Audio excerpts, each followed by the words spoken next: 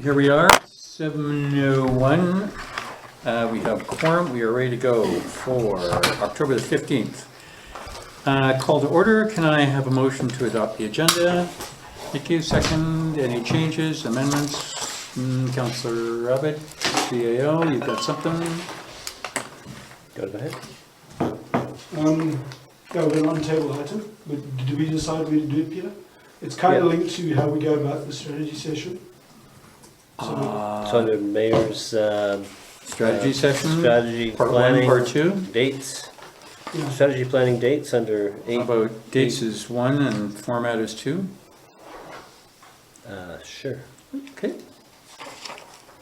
Thank you. And whilst I was away and the kingdom was in the hands of acting Mayor Cunliffe, I thought I saw something about something that was done in camera that was going to be reported out. Thank you. And so, Councillor Rabbit, can I get you to take the lead on that when the time comes? Yes. Would we do that in the closed section, Peter? I I'm trying to remember. Okay, what it was, Obviously, we didn't report don't refresh my anything out. memory here now. We didn't report anything out. And then I sent an email just Yeah. afterwards that we should have reported out. Let's have that discussion. To have a discussion in camera just to make case people disagree. So okay, so we'll get on to your that dime when we then. do the Good. closed agenda. All right. CAO, other amendments? Yeah, so 8A5, the Surrey Fire Dispatch, I'm gonna have to pull that for tonight. Just some additional information that I need to sort out. Thank you. And in instead, can we add please Public Works Manager update regarding Kelvin Grove wastewater treatment plant for replacement project and impact on community garden.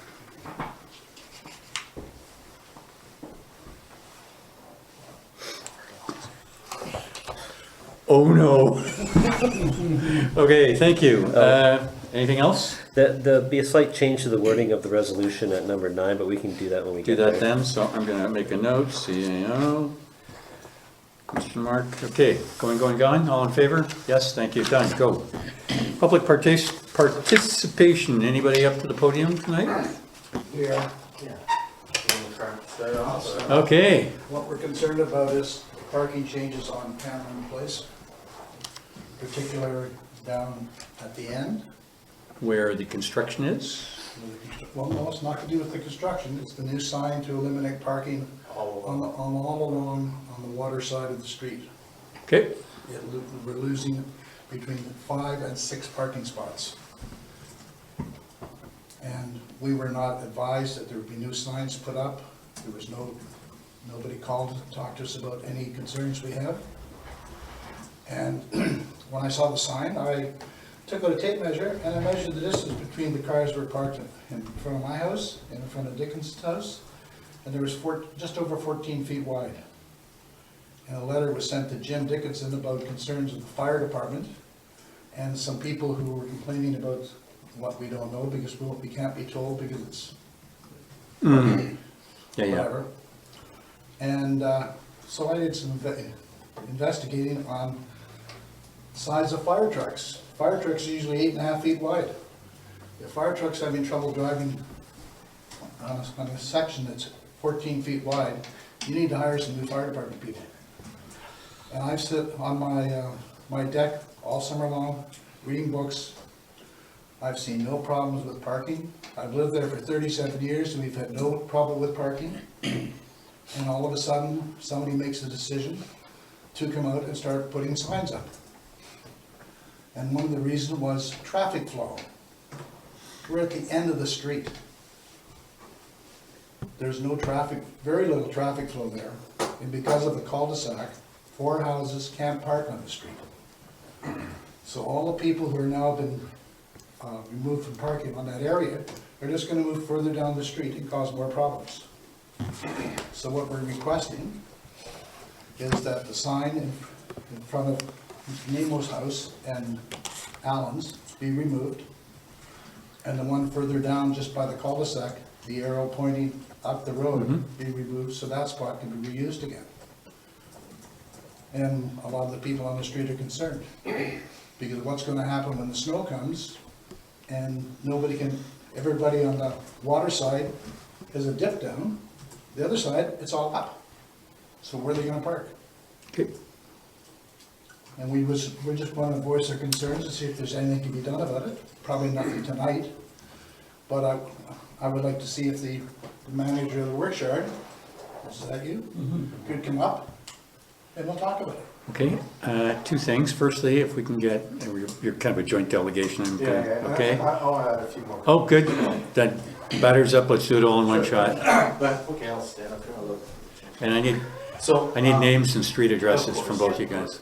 So, just to add to Bill's comments, you know, it almost seemed like a little bit of an arbitrary decision to put these signs up. And I understand there might be a lot of signs going up through the village. So, a couple touch points that I suspect, obviously, folks are aware of, but from a Lions Bay point of view, all the streets are narrow. It's a challenge, right? We all have to deal with this challenge, right? So that's one fact. The other fact is that we're a bedroom community of Vancouver. There's a lot of cars here that is required for commuting. That's a fact. So that has to be managed in some manner, right? And so, so by having just a single rule applied everywhere isn't probably the most best approach. Because every street, because of the subtleties and the dynamics, every street is different. There's curves, there's hedges, there's ditches.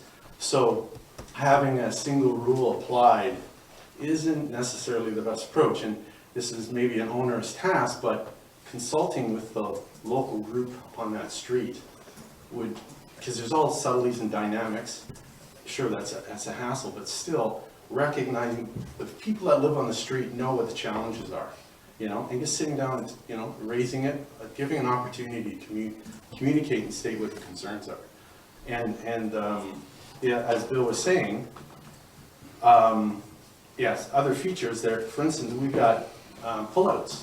They're designated pullouts. They've been there for years and very successfully allowing cars to park. That is now in no parking zone. So there's a real waste of opportunity there to be able to park vehicles, that there's lots of vehicles. So using those pullouts, I would suggest is something you want to consider. Consulting with the folks is really important. And as Bill was saying, it's going to make it way worse. By having no parking, the cars aren't going to go away. They're not, everybody's, yeah, if the cars aren't going to go away, what is going to happen is people will be, they have no other choice, they're going to park in more dangerous locations. Tight currents, blind corners. So it's been fairly successful for, as Bill says, for 30 years, these pullouts. So anyways, just want to rethink it. And that's all. Good, thank you. Can I get both your names and street addresses? Sure. Right now, we're Shrigley, S-R-I-G-L-E-Y, Yep, gotcha. Bill? 205 Panorama Place. Okay, thank And you. I'm Nimmo, Stuart Nimmo, N-I-M-M-O, 202. Thank you both very much. All right. Uh, Thank you. CAO DeJong and I have been somewhat in the area, and we're also familiar with the parking, or the construction down by you. So it's kind of one of the, There's no problem with the construction. Uh, They're there at 7:30 in the morning. They've gone at 3:30. perfect. Thank you. They brought in concrete, they brought in all kinds of stuff, but there's been no problems. Thank you for that comment too. So how about we do this, rather than putting the CAO and the Public Works Manager on the spot, we'll let them do what they do, and this will come forward when council next meets in the first week of November, and there should be a response to you by then. Is that If they fine? want to call us and talk to us, We know where you are. Yeah. Good. So thank you both very much. All right, thank you very And much. there we go. Thank Thanks for you. your time. Oh, what? Perfect. Glad, thank you both for coming. Okay. Thank you, residents. Public delegations, there are none. Then we get into the review of the minutes. And there are two sets here. Okay. September the 17th. I had no changes, which is a meeting I attended, and I put forward the motion to accept unless somebody has other changes. I do. Thank you. So it actually happens in both minutes. But on page 7 of 144, direction request, filming Lions Bay. The 3 bullet points there. The middle bullet point, in the discussion, I had suggested that, and I know the words I used because I went and listened. So the audio, let's stay with council. CAO has suggested council remain part of the process. And the reason I went and looked is because when I read it, it didn't seem right to me. And I went and listened to the audio. And what the audio actually says, what the CAO actually reads out to us is, it was suggested that the delegation of authority should be restricted to our council to maintain a role in the approval process. I think that word approval is important. I would suggest that's the only part we're interested in.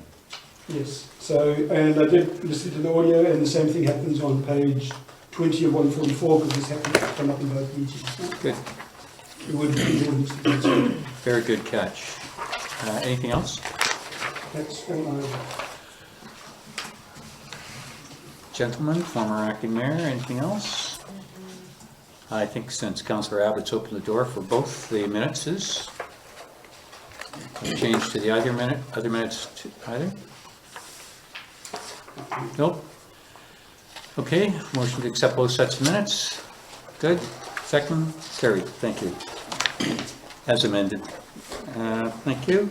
Business arising from the minutes, and I think, So the as amended only pertains to the September 17th though, right? yes. Okay. I don't know if there's anything from the meeting of October the 1st, because I must Oh, have. sorry. My apologies. The second correction for the word approval does appear in the October 1st minute, so just as amended for both. Okay. Okay.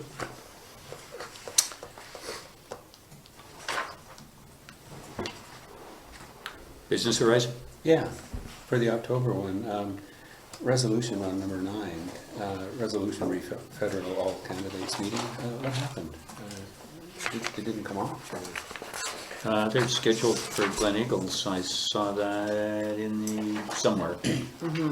Yeah, I think they Yeah, I mean, we conveyed the resolution to the person who originally inquired about it, and then I understand that she went out of town and passed that along to the person who was gonna try and arrange something. And we haven't heard anything else since then, so I don't know if it was a case of not being able to get all the candidates or enough of them to come to Lions Bay. I don't know. I haven't had a chance to follow up with either of those people. Okay, yeah. Had you heard anything else? No, so what we did is we advertised the Glen Eagles one Yeah. in the Yeah. Lions Bay, just so that people would know where to go if they wanted to. Right. Good.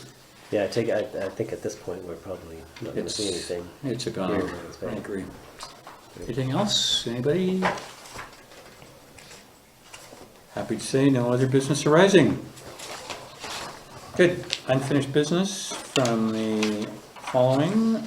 So, item number 104, my favorite topic, which I've considered a great deal while I was lying in the warm sand in Hawaii. I haven't made enough headway on this to bring anything of substance back. My understanding, talking to my director pals at Metro today, is that the ministers are regularly in these other burgs. I assume they never actually left Victoria, naive me. But I'm thinking perhaps if we could see if we could meet with the minister I think, versus changing letters every 5 months that have the same result. yeah, I think that really what the minister's looking for is some coordination of community desire, like-mindedness for the initiative. So until we have that, I think trying to arrange a meeting with the minister is not going to be productive. Okay, I think though it would be a good idea to have the minister here to come and take a look at the non-intersections that exist where speed enforcement is not able to actually I'm not sure if he's familiar with our community. This is kind of what resonated with me in the Warm Sands, that every 5 months we trade letters and we're going nowhere. Yeah, And I'm not sure, I mean, we want to move the rock here, or tell us definitively no, in which case we decide, what kind of civilian unrest we want to cause. Well, I think he's put the ball in our court, so Yep, okay. let me So when you just, say community-led mindedness, you mean up and down the corridor? Yep. yeah. Particularly Pretending to be Squamish, it Squamish. seems. Yeah. Electoral area A, D, Furry Creekers Yeah. and stuff. I mean, you got to do some work on this one, Yeah. okay? So, it's not going anywhere, let's try and deal with this next month. Okay, thank you. Public Works Manager? We're still waiting for information from Burnaby and Vancouver Coast Health. Good. Nothing to report. Thank you, that's a carry then. Thank you, Councillor Abbott, for the wonderful article. Okay, next one up, Council of Councils, Councillor Bain. You have your name, I presume you're gonna go. Or- Yeah, I am. I'm surprised that we got up here, but. I will be going, but unfortunately I can't carpool since I'm going to see my aunt who lives around the corner. So, I changed my mind and decided to go, so I'll carpool along with you. good. It's, if you haven't been to Surrey Chambers, it's what the palace looks like. It's a great place. I think it's on here for the purpose of advising Metro, just that you're gonna be going, or now two of you are gonna be going, just they probably have numbers and all that kind of stuff. Yeah, we got the email we were to Yeah, I respond just to, replied to so the I email. Oh, okay. responded. Oh, okay. I did the Good. same. Yeah, I didn't know. Okay, for a strike on that one. Thank you. Oh, look, Councillor Cunliffe appears. yes, and I have not yet responded because it occurred to me that I don't have the contact information. So Oh. Okay. it wouldn't be in my council email, would it? No, Would it have to? no, we need to And I provide that have, to you. unfortunately, yes, had, Yeah. Okay, so get the pass till next time. Thank you very much on both of those. thank you. So staff, if you can send the stuff, Yeah. that'd be great. Thank you. Okay. Report staff. Okay, here we are, only 20 after filming policy. CAO, riders up. Okay. So, basically what we've come up with in terms of going through all of the various materials and feedback from the public and council, and trying to, so basically a combination of the objectives that were laid out in the competing policies from 2009 and 2014. And then the rest of it is really the way in which we aim to meet those objectives. And the objectives are really to ensure that, firstly, we show some support for the filming industry in Lions Bay, which was something that the survey indicated people generally support, but to minimize the inconvenience to the general public and to residents of the village as a result, and ensure that residents aren't unduly inconvenienced,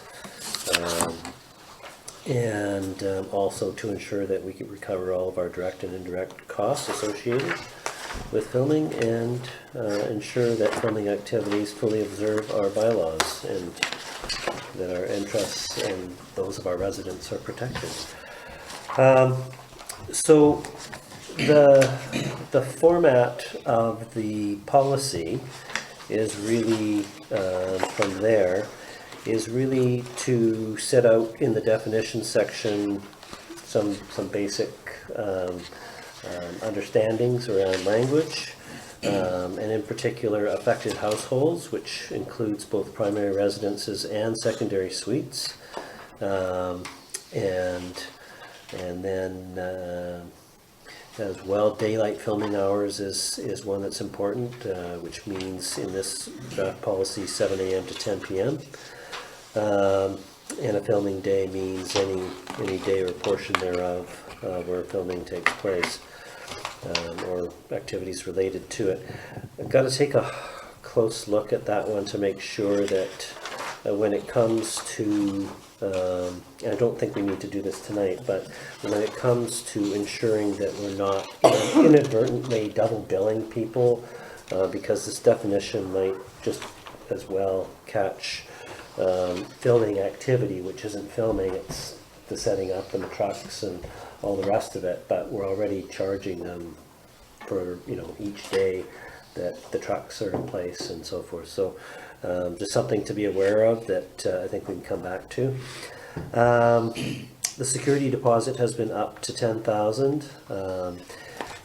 Generally, we're simply, at the moment it's 5,000, and we deduct our filming fees from that deposit and pay back, cut a check to the production company for the balance.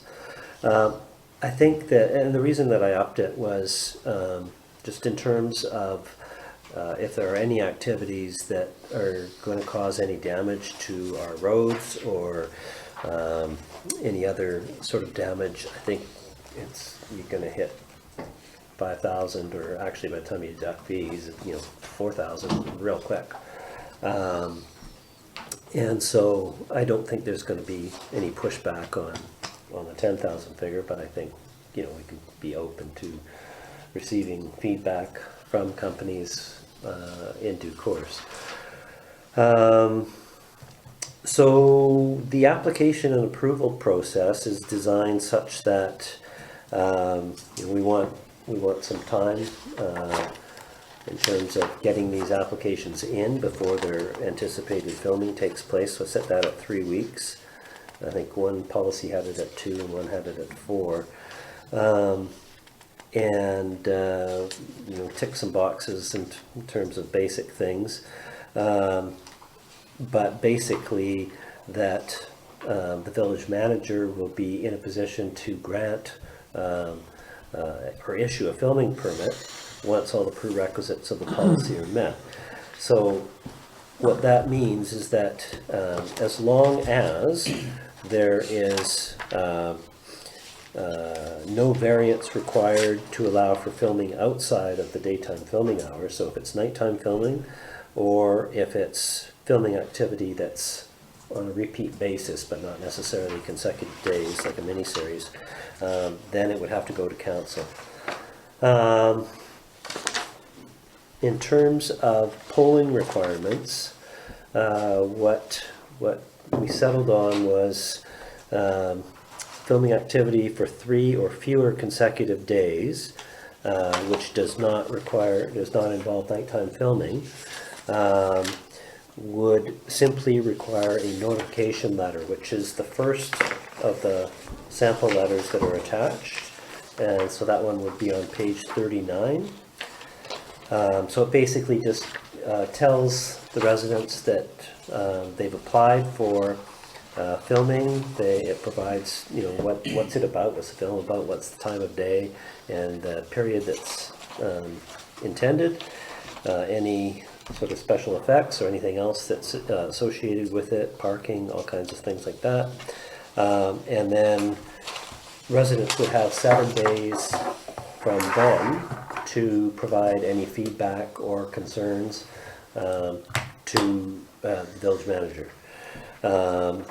So the purpose of that is to review that feedback and see if there's anything that people are concerned about that either can be allayed because there wasn't enough information provided, or if there are valid concerns, then it provides us with an opportunity to go back to the filming company and say, look, these things have been raised and we have some concerns about it, and deal with it in that way. And if they can't be dealt with, then the village manager needs to consider whether or not the permit should be granted.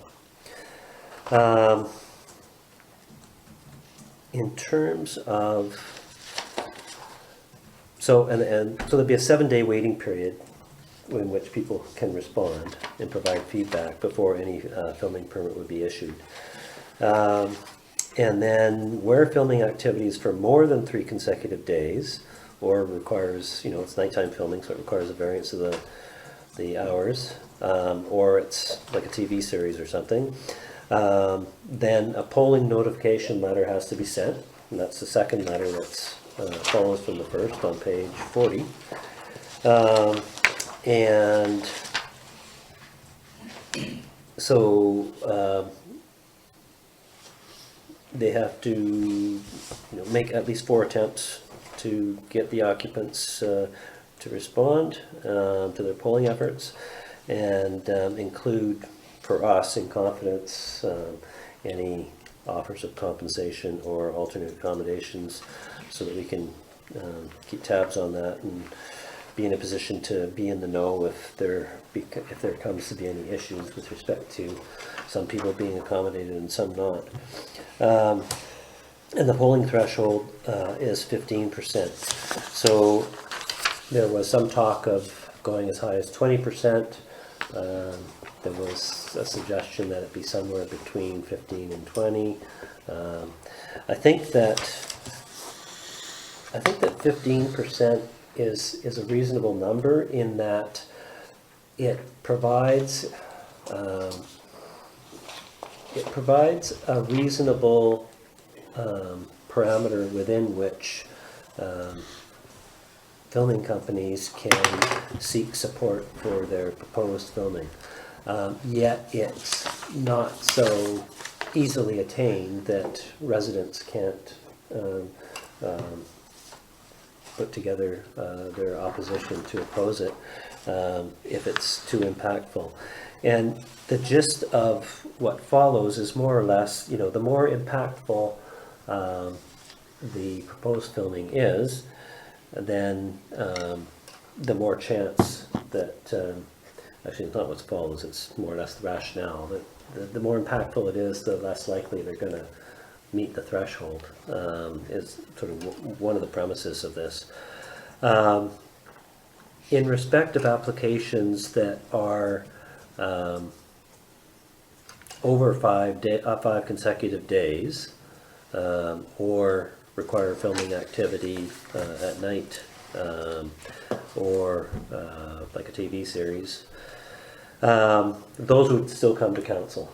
I think anything 5 nights and less, or sorry, 5 days and less, if they've met all the criteria, in particular the polling requirement, if it's a 4 or 5 day type proposed filming, then that's a could be an impactful event, depending on what's involved with the particular film. So there's, if they don't meet the threshold, then they're not going to get the permit. If they do meet it, then provided everything else is in order, then they would. Again, through the polling process, we get all of those comments and feedback, and if there are concerns and issues raised that we can identify and take into account, then we can certainly try to address those issues, either with more information for residents, or go straight with the dealing with the production company in terms of trying to address any issues and concerns that are raised. After that, there is a restriction on the number of films that can be in any particular location per calendar year. So where no polling is required, you could have up to 2 in a calendar year, and where polling is required, no more than 1 per calendar year, and that's to try and not have any particular neighborhood be inundated with filming. As noted here, properties or people can register to be in the Creative BC's location library, and that might actually encourage filming companies to look to other neighborhoods and other potential locations within Lions Bay, and spread the love around a bit, perhaps. In terms of use of municipal assets and services. That's addressed in section 5 for the most part. And the security deposit, and we've got a number of different applications that we can utilize the security deposit against, such as enforcement of our bylaws and fines, so forth, enforcing the indemnification agreement, reimbursing us for our costs of any damage and so forth. If there's any proposals to close or partially close any roadways, they've got to submit a traffic management plan and likely hire a professional traffic management contractor. And the policy states that total blockages should not exceed 10 minutes at a time. So we try to mitigate the potential inconvenience and so forth to residents that way. Conduct is set out in section 6, liability insurance and indemnification in section 7, and the indemnification agreement is attached to Schedule A to the policy, and it's actually not Schedule A to the policy, sorry, it's Schedule A to the application form.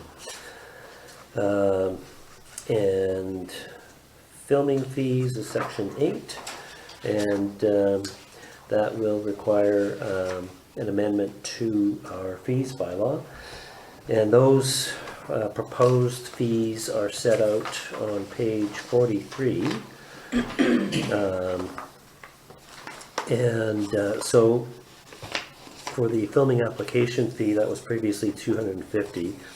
Filming fees at the moment are $500 a day. I don't think there's a distinction between residential and commercial zones. Additional location fees, so we've set out, in addition to the other fees, specific fees in relation to municipal assets and the use thereof. Right now, I think all we have is something with respect to utilization of beach at $500. And so, yeah, including, well, so new, these are all new, basically, other than the ones that changed, such as the filming application fee and the filming fees per day. Parking fees, those have increased from, car used to be 25, this has it at 30, but 0 if they are using electric vehicles. And the intent is to incentivize that. Trucks, 120 a day, it's currently 100. Electric generators, 0 instead of the 120 that they would otherwise be charged. Electric generators, I understand, are not that popular because they just don't have that much oomph, from what I understand, but that may change. Or there may be, uses for which a generator is required, but the draw might be fairly minimal. So there is potential opportunity to incentivize that.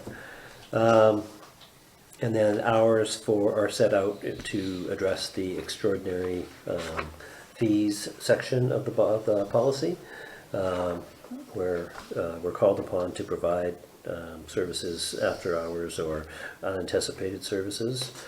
Fire hydrant use is required to be through municipal employees only, and the damage deposit we talked about.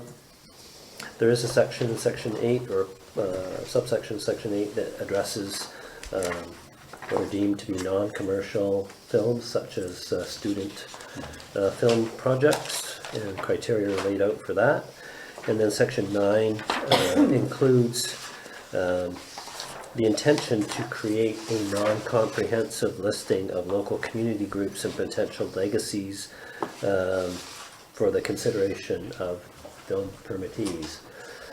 I think if we create something and they have it in front of them, perhaps they'll be reminded that that's an appropriate thing to do, and hopefully we'll do that on occasion. The application form itself is not intended to be part of the policy. It's here to show you, as well as the sample letters, that the attempt here is to cover off all the bases and that so that you're knowing that these things have been addressed. But to make it part of the policy means every time you change a letter or change a form in some way, you've got to amend the policy, and that's just not necessary. And that is more or less it. In terms of financial considerations, again, we've attempted to capture all the direct and indirect costs. And for legal, for the delegation of authority, the level chosen for this policy was based on the ability of residents to oppose over 15%. And the more impactful, the less likely they'll meet the threshold. But if they do meet the threshold and all of the checks and balances of the policy are met, then I think there's probably no reason for us not to process these things administratively. It's just when they reach a certain level and having nighttime filming or repeated filming from a TV series in particular, or just get beyond 5 days, and it's and then the other thing is that it's noted in here that the village manager, there's nothing to prevent the village manager from bringing any application to council if there's something about it that seems like a problematic or there's a concern. There's village manager can bring an application to council. There's nothing to prevent that here. So that's about it. Good, let's get right to it then. If I could get a seconder, I will put forward the motion to accept the recommendation, all three of them as written. I'll look for a seconder and then we'll go right to discussion. For the seconder, thank you. Instead of as written, paragraph 2 says presented / amended, so it would be one or the other. As written, subject to choosing one word or the other, perhaps. Okay, so, Unless you want to put forward one or the other right now. I'm ready to go for the gold here. Meaning, Amended? All right, let's have a sense here. What does everybody want to do here? Other than move through this. Councillor Abbott? I circled amended because I think there was a few things in the discussion that I want to bring up. Okay, as amended? Fine. Sounds good. Okay, all in favor? Let's go to discussion. Councillor Abbott, let's start with you. Yes, if the amendments are 0, we can just Yep. pass it as amended and all that. First of all, I think these forming permits can be very contentious, and I think they can create a lot of discourse between neighbours. They have the potential for it at least. So generally, I believe they should come to council, regardless of how impactful Threshold. impactful they are. so that's residential only, not commercial, I presume. Commercial really is just the pit. Just the pit, yeah. Well, I think that seems to be happening without any people that seem to be bothered by the stuff that's going on there. So I've seen no reason to introduce any legislation. That would be my personal first opinion. While you're on that roll, why would you have that opinion, that it comes here all the time? Because I think residents, in situations like this where residents have strong feelings, I think they want to be seen to be heard, and not to think there's some sort of authoritarian process that they don't get to voice their opinion. I think, and maybe it's as simple as, if there's any objection of any sort through any of the process, then it comes to council. How does that tie into a threshold for you? The threshold of whether something goes ahead or not, the 15%, I'm good with that. No, but you're talking but about I'm the decision saying- process. I'm saying the decision process, even if there's something that doesn't require polling, for example, rather than it be seen that one person, village manager, CEO, has the ultimate authority, I think that residents should like to see that they get to be heard by council. So right now, when there's no polling required, permits are issued.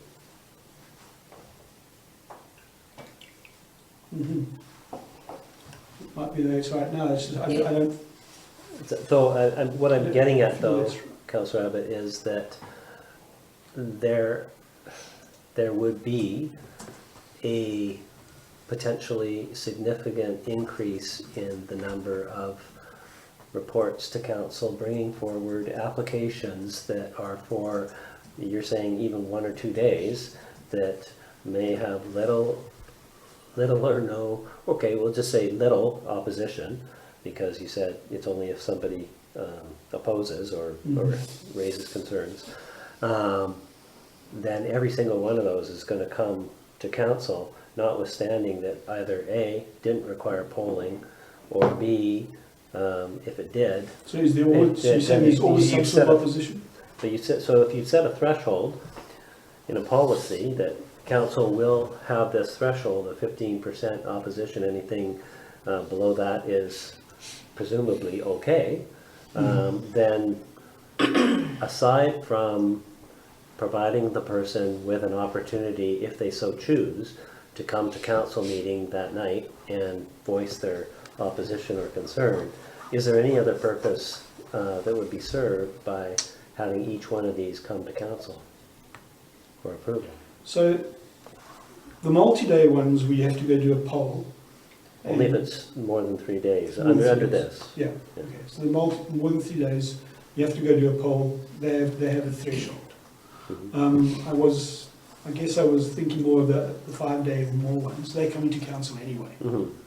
And all I was suggesting then is, so you'd be right, there's 2 different categories. Then there's the 3-day one that does need a poll. No, over 3 days. Sorry. Under this, over 3 Over days 3 days needs needs a a poll. poll, Yeah. right? But if they meet the threshold, They meet the threshold. then what's the purpose of coming to council? For the same reason that the 5-day ones are coming to council. It just gives people opportunity. My concern, Peter, is that, people want, the residents want to have the ability to approach council and give their opinion. And this just allows them to do that, regardless of whether, whether they meet a threshold or a criteria. So if there's no objections, sure, then you can just issue it. If there is an objection, then it comes to council, they get to come raise their objection. So we get to understand, if there's lots of people not meeting the threshold but objecting to these things, as council, I'd like to know there's generally a lot of opposition to this, but it doesn't meet a threshold. Whereas this way I'd get to know about it. Otherwise, as you're saying, there's lots of these that you just get issued, and maybe every single one of them has some sort of objection, but we as councillors aren't aware that there's this opinion out there. Well, the survey that was done for 3 weeks or so over the summer indicated that general opposition was only, it was 8 or 10 people. Everybody else was generally supportive, as long as, or provided that, or generally speaking, that residents, efforts were made to mitigate the impacts of filming on residents. So there might very well be always 1 or 2 people who are going to be in opposition. I'm sure I can think of one right now who's going to come every single time and voice their opinion. But I'm just not sure, other than creating additional processes, I'm just not sure what will be served by it. Yeah, under this policy, even short term, 1, 2, 3 day applications, residents have the opportunity to provide feedback so that we know what's, is this going to be smooth? Are there people who are upset, or are there people who are concerned about particular things? Gives us an opportunity to see if we can do something about it. And that process gives people an opportunity to provide their input, to provide their feedback. Under that format. To the office though. Yeah, but council as a whole is saying, for these types of applications, we will provide an opportunity for public feedback. That feedback will be through the office to make sure that all the ducks are in a row, or that the T's are properly dotted, or that there are concerns that can be addressed by dealing with the feedback that we get. If it's a more impactful type situation because we're getting into more days, or it's at night or whatever, then there's likely, in my opinion, just theoretically, to be more opposition. And the more opportunity, even if they meet the 15. I think we're both saying, we're both putting our point, restating it over and over, so maybe we'll just leave that part and then everybody else can sound in what they feel. Yeah. Because I think I'm certainly not going to convince you to be this. So we'll just call that an interesting discussion and no change. Well, I don't know, but maybe from everyone else. Okay, sorry. But Charles was going to go through another couple of points. Do you have, how many do you have, 5 or 6? 3. 3. Let's do the 3 and then regroup. Okay? Okay. 1.4, this is about the fee to cover all direct and indirect costs. I think there was general acceptance that we want to not only cover our costs, but actually retain some sort of fee over and above that, right? Is that, with the way it's written, it sounds like we just want to break even. But we are going to spend some... The Community Charter and the Local Government Act put constraints on what we can do and can't do in terms of fees. And the objective is to recover our costs. The wording chosen here is to provide us with a little bit of leeway in terms of how we interpret that. There was some suggestion of other wording that was more along the lines of what you're thinking about, but it was reminded to me that we have to watch out for that. We don't want to be on the wrong side of that line. Okay, I'll strike that one then. Thank you. I was surprised to see 10 p.m. as in the daytime. I just thought it would be early in the evening. I don't know what anyone else is feeling. To me, daytime was 7 p.m. or something. Yeah, I think 10 at night. that's been around since the committee in 2014 and the draft 2014 policy, and more or less of a procedural type viewpoint. But certainly it's, I'm open to hearing from council as to what they think is... I think it should be early, but we'll see if anyone else has got a comment on that as we go around the room. Item 3.5. Should item 3.5 not have a C to it? Should C also not be forming activity that lasts for more than 5 consecutive days? Yes, you're right, it should, I think. As you can imagine, as we went through the process, things changed back and forth, and things were added and taken away, and I could certainly see having a C there. Right. I 3 little yellow stickies, but I think I misled you to a little bit more than 3. On page 4.4, does that mean a house could actually have 3 in total per year, 2 that didn't require power and 1 longer one that did? Is that the intention? I'm sorry, say. So 4.4? I've got 2.2. I've got 4.4 twice. Sorry, which one do you mean? The second one? Yeah, the second one. Oh, I can jeez. spot that. Yeah, I just saw that. 4.4A, where no polling is required 2 per calendar year, and B, where polling is required 1 per calendar. So in theory, each household could have three, two small ones and one larger one. Right, That's the intention? yeah. Okay. I have no objection to that, I just want to know if that was the intention. And then on the fee page, I just a little bit of clarity. I don't know what an electric generator is. What that kind of generator is it? What are we trying to describe here as an electric generator? Well, one that isn't running on diesel or propane, presumably. It runs on electricity and it generates what? Power. Electricity? There's a battery. Are you talking Yeah, about? yeah, basically it'd be a battery. It's a There's giant battery. I don't think there is anything other than a generator Yeah, does Yeah, it. a battery that generates a power for a battery.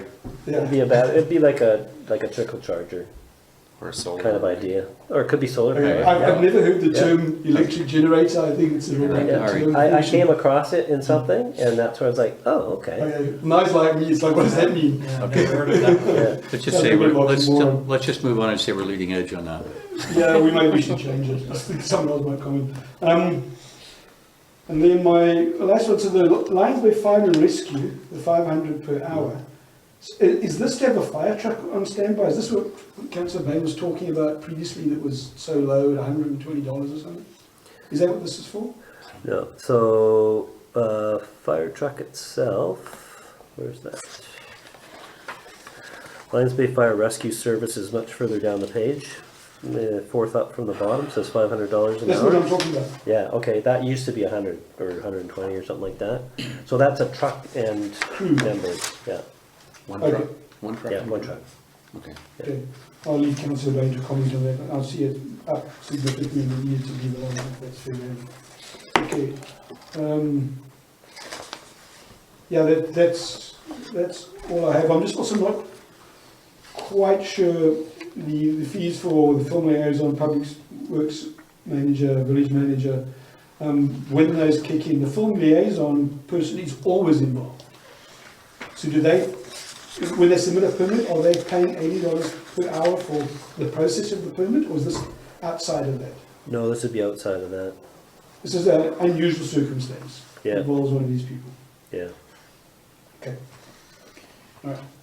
That was my comment. Just, I don't really have specific Examples. things in mind. Of what it- It's just covering our bases so that if something happens whereby we're spending all kinds of time trying to manage something that has gone sideways, then we're charging And you can extra. tell them in the Yeah, charge. yeah. It's as simple as providing water for a rainy day shoot. That's $80 an hour to operate a fire hydrant for the duration of the time that's required. Yeah, that one was pretty clear. That's a separate one. It's an expensive water bill. But that's regular hours, time and a half.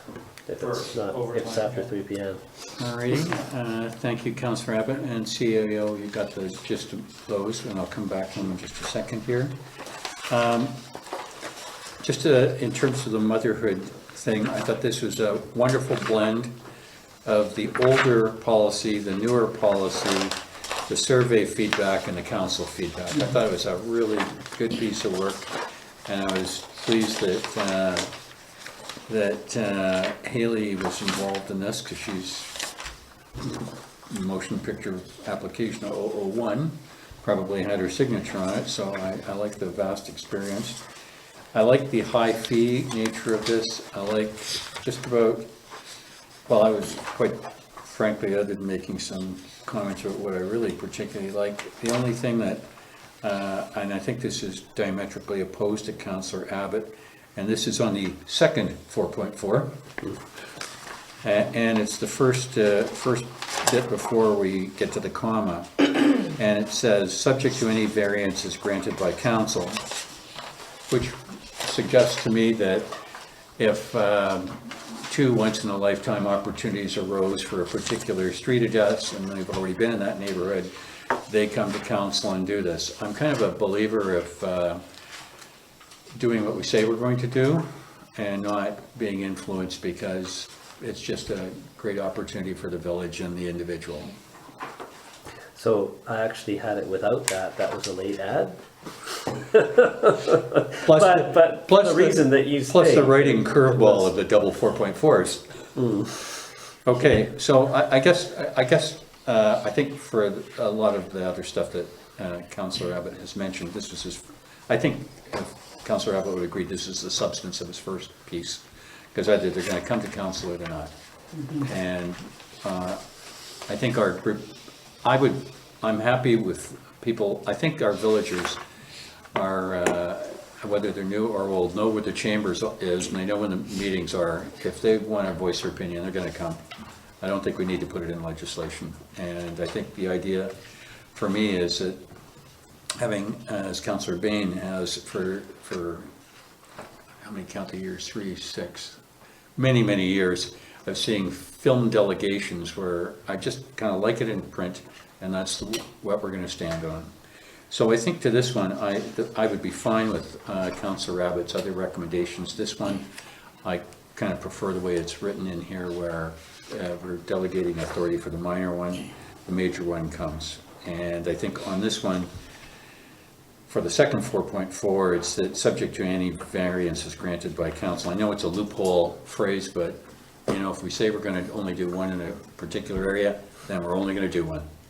So you're asking that that be taken out? I ask that that be deleted, up to the comma. Okay.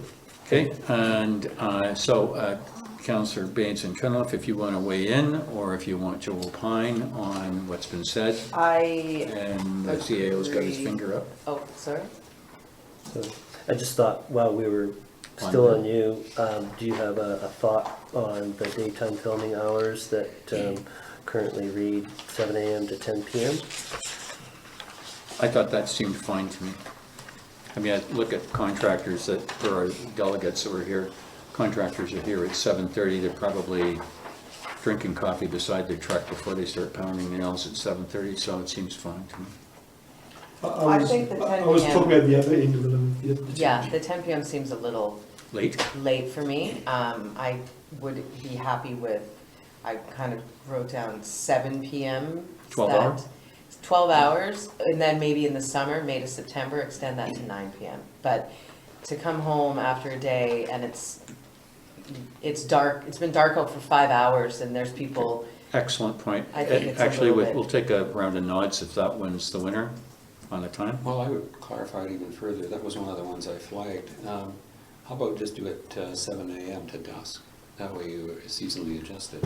You don't have to worry about it. But dusk this time of year or soon is It's going to be like 5 5:30. p.m. Yeah. Yeah, but then you're really into nighttime though, and so it's really no longer day. And I think people's objection to night filming have to do with the dark.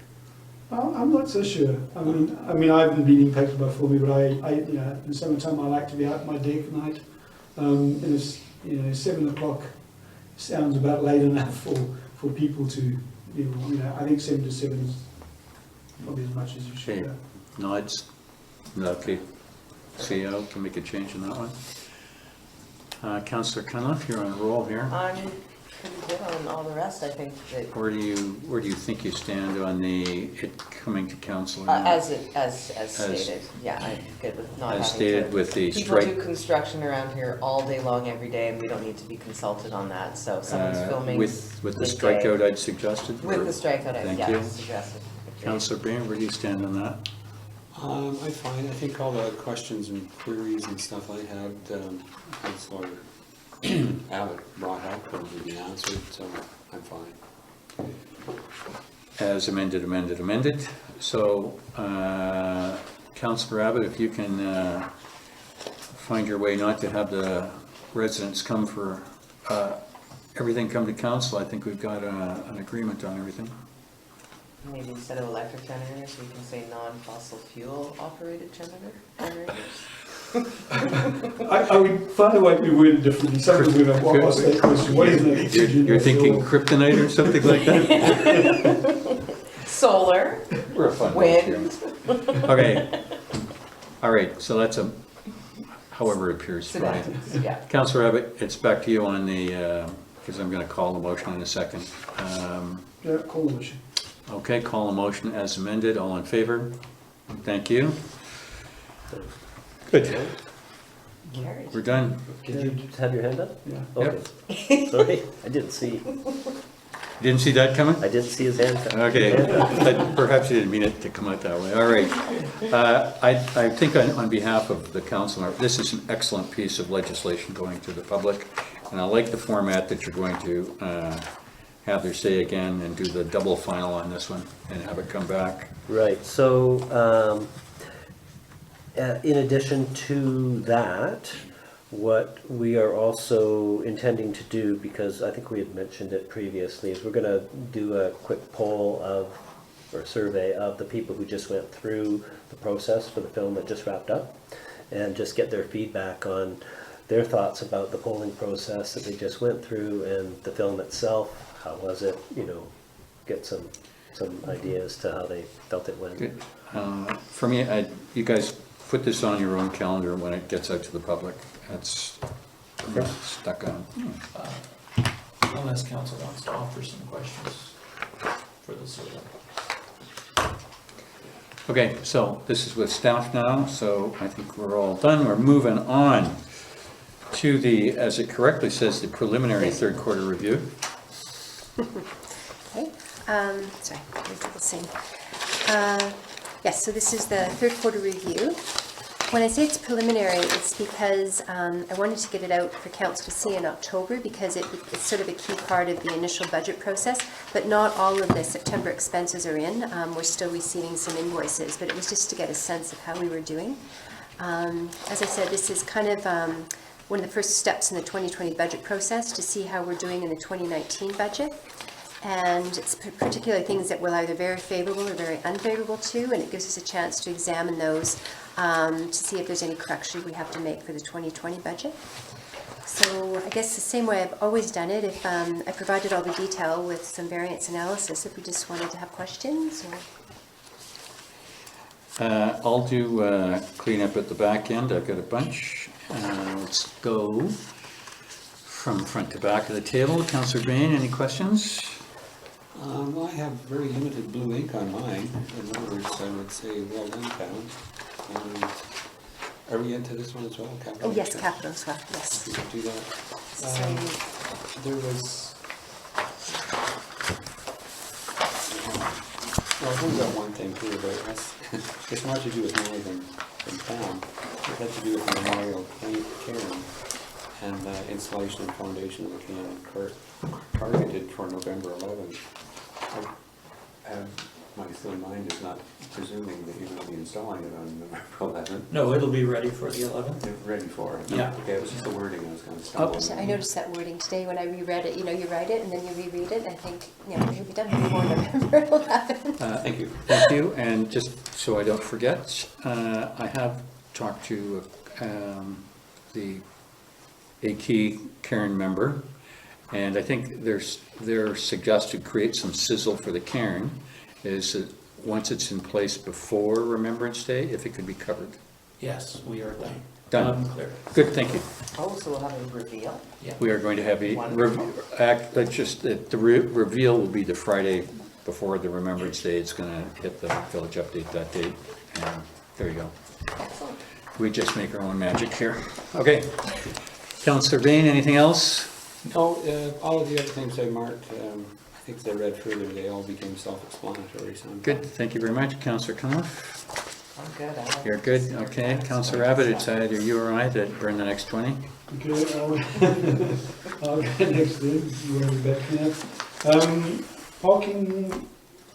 Parking fees as well as vital officers, they're all in now as of this date, right? Is that correct?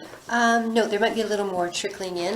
The parking fines are done on a cash basis. So as we've sent collection letters out, so that will actually continue to increase. Yeah. And the parking meters, we just have just a final small invoice for the ones that were done by credit card. Okay, all right.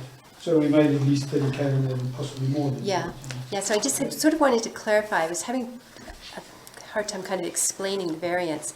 I really have no idea why the parking fine revenue is up so much. We've never done that much, so I've got to keep these on. We've never done more than $10,000, and I thought I was actually being you know, a little bit maybe aggressive, budgeting 10 again. But then I was reminded in 2018, we did have a lot of issues with the parking meters. It was a different type. And almost every weekend, the bylaw officers were trying to resolve problems. So I think that really impacted our meter revenue last year. And that's why it's up so much this year. And I think also because we didn't have any issues this year, they were able to write more tickets. But I was still startled by the number of the parking fine revenue that we had. Councillor Abbott, if I can interject on your questions, is your sense that this is villagers or non-villagers that are being ticketed? Definitely both. Like when I look at the people who challenge the tickets, it seems to be, gee, Shauna would have been a good one to answer that, but Well, I mean, it's definitely not extremely one-sided either way. Like when I Okay. hear the disputes coming in, they're from people who were like so-called tourists who had come in, and also residents. I think the So- residents are aware more of the, Mhm. I think that we have bylaw officers on the weekend. let I me- think, I don't know, what do you think? I think it's fairly evenly balanced, Good. actually. Let me Yeah. pose the same question in a different way. Is your sense that a lot of these tickets come as a result of infractions at the parking lot, CN lot? Or not really? There's definitely some at the parking lot, but I think it's a lot of street parking. Our Okay. bylaw officers do a good job of, you know, So going all throughout it's the the village. vast domain split seemingly 50-50 kind of thing?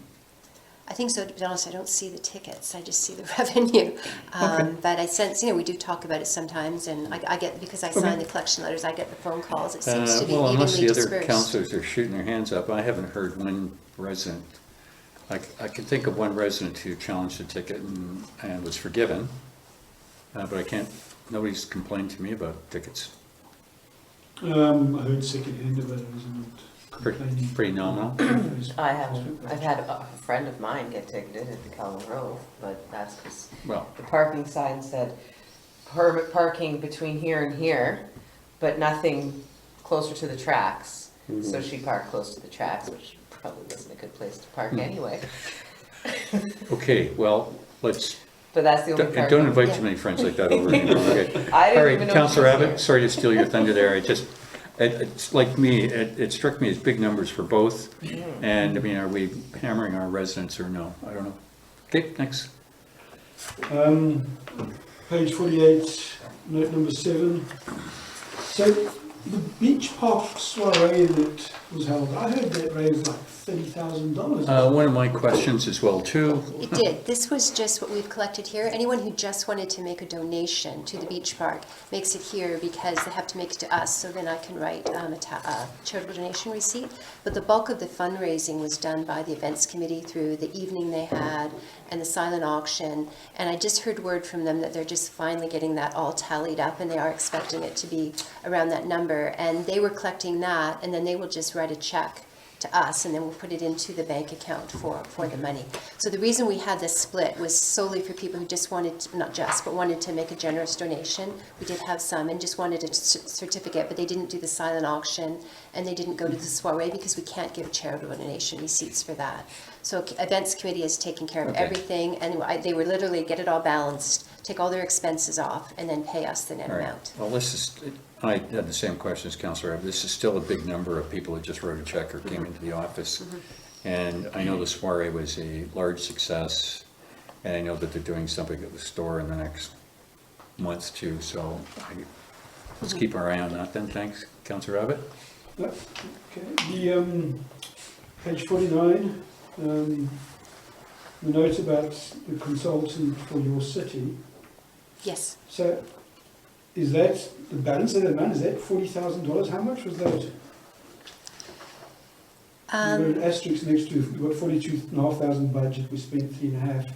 And then you asterisk. Yes, it was 30,000 was the fee proposal that we accepted. And then this was just, at the time we did the budget, I was rebudgeting for the portion that we still had to pay. And that was a slight miscalculation, so we only actually ended up paying 3,500 for the balance. And then we had an additional 5,000 in the budget just for additional asset management. But the actual contract with your city is for $30,000. Wasn't there a grant on that as well? Yes, we were successful with the grants, but we have to budget the whole expense, and then under revenue, I budgeted $15,000 of grant revenue. So the Okay. net expense will be 15,000. Okay, but the forecast on that line will be 30 plus 33 max, 35, 33,000. Okay. Further up that page, I know I might have asked this last time, General Fund Administration Communications. Those are office, what is in the 44,000? Those are not consultants or fees of any sort, they would be going over, right? Yeah, it's basically our telephone, it's all of our Oh, IT right. services, Yeah. Cell it's, phones. yeah, Yeah, cell yes. phones, Yeah, everything, yes, yeah. Everyone's phone, yeah. 3.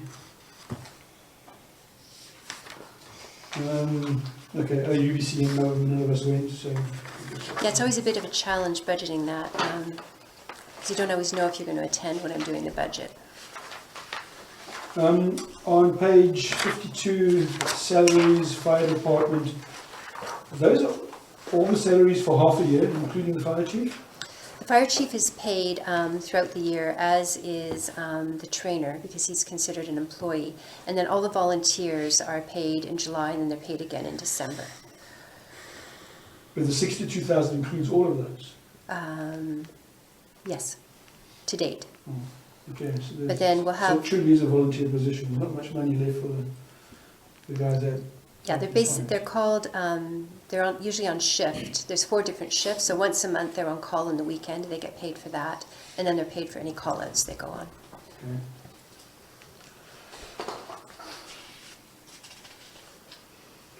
Okay. So this is a question, and I know I asked this one before, and I apologise for not knowing. This is a question on, if you go on page 54, but it happens throughout. We have this maintenance line item. That does not include any labour, correct? Correct. Okay. So it's supplies, and then, And rental equipment, it also does not include any of our equipment if it was used, correct? that's correct, yes. It's just supplies, It's not materials. use of our and- assets or use of our employees. So the equipment that the works yard owns is budgeted where then? The use of that equipment? We don't actually budget the use of the equipment, that it's budgeted through the purchase of the equipment. Okay. So depending on the dollar value, it's either in capital or smaller equipment is budgeted under material supplies and equipment. Okay. So the actual, the operating cost and including would be the material supplies number, okay. Right. And I don't know, maybe this is late in the planning session, but this planning consultant we budgeted for that they haven't used, has been Yes. rebudgeted. Now it looks like it's going to go over for a second year, right? Is that a discussion we have the purpose of that in the planning session, or does it seem to be just keep budgeting for this, not spending it? Yeah, I mean, just to be clear, and I know you understand this, we haven't taxed for each year. We've taxed for it once, and we just keep bringing it forward. I think it's just in the strategic planning session, we look to things that we think we might need a planner for, and then, so we rebudgeted it. But you're right, I mean, it is something that we would talk about in the strategic planning. We would see the initiatives that council want to do next year if we need a planner, and how much money we'd need. Okay.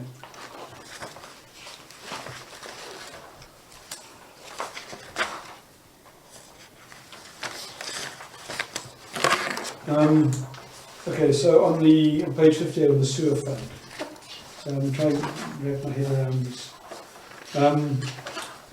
So we had budgeted to do some sort of design or study for around $70,000, which you now don't need to do, right? So the forecast amount here is really around $100,000, is that correct? If we reforecast instead of just carrying the budget number, it's likely to end up somewhere around $100,000, is that right? Actually, I'm not sure it would be that high. We had repairs that we had to do, so we have some capital as well as some operating that we're no longer needing to do. But I'll remind council, we actually didn't tax for that because it was such a high number. We were drawing from reserves for that. So basically, by not drawing from reserves for that, and now we're doing the water treatment plant, we'll still draw from reserves, but we'll draw from it for the sewer treatment plant instead of these items. Okay, So there's a study, and then there was also some just small equipment that we felt at this point we should delay. yeah, I saw that. Okay, so and we in the sewer fund, in the sewer parcel tax, we get about $72,000 in fees. So it's not going to be that far off it.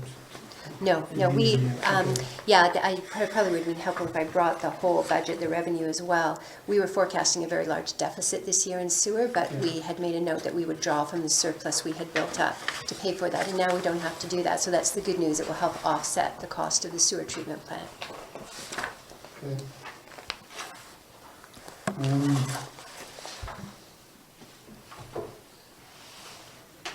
Are we going to go on to the Capital? capital Yep. expenditures? Okay. Public work trucks, we're all done now. Yes. Okay. Which includes the two we're about to see in the next report to checklist. There's 2 new trucks in there, right? We bought 5 in total. So that was the purchase of the 5 trucks.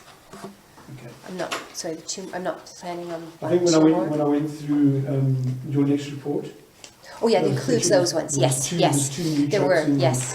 Yeah, but they're Those- part of the 5, okay. yeah. Right, okay, I'll leave that for now. We're going to look at that report afterwards, right? Yes, that's correct. Okay. Done on the CapEx, okay. I can do cleanup. I many of the same questions that Councillor Abbott had. One, and it takes a bit to fool me, CFO, and I'm looking at page 52, and it's the fire department, and it appears later in Public Works, and we're charging them interest. Is that for what?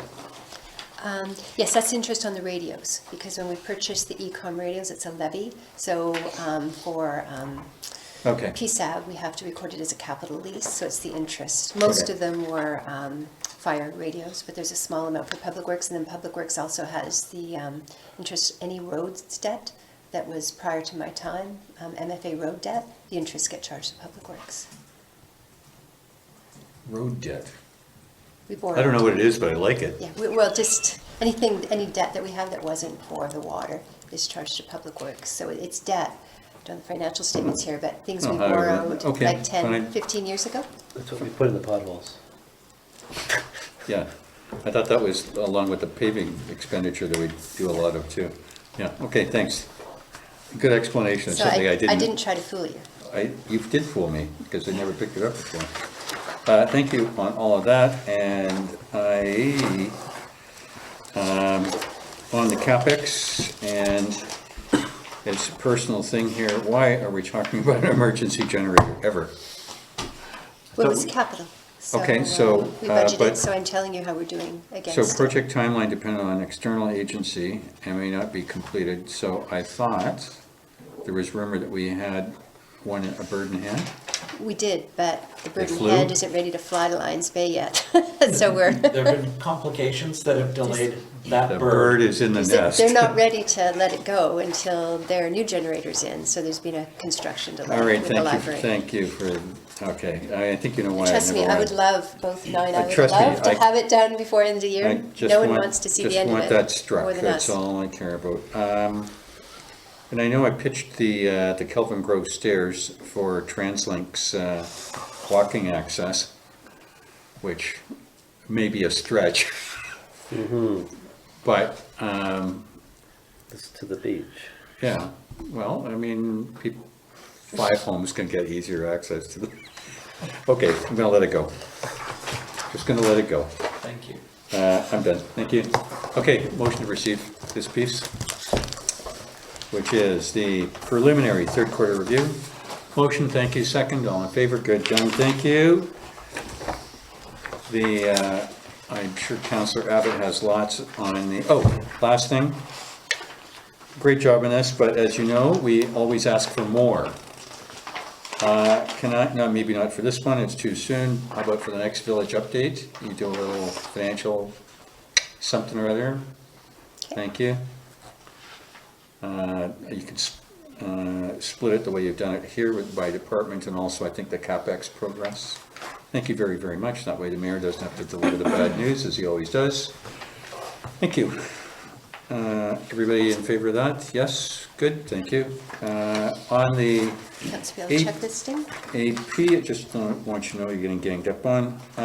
Just before we start, I wanted to explain why this one was so long. We try to do it every quarter, but the mid-year one's always awkward because it's ready at the end of July and then there's no council meeting. So we Yeah, usually it's- double up on the September one and do the second and third quarter.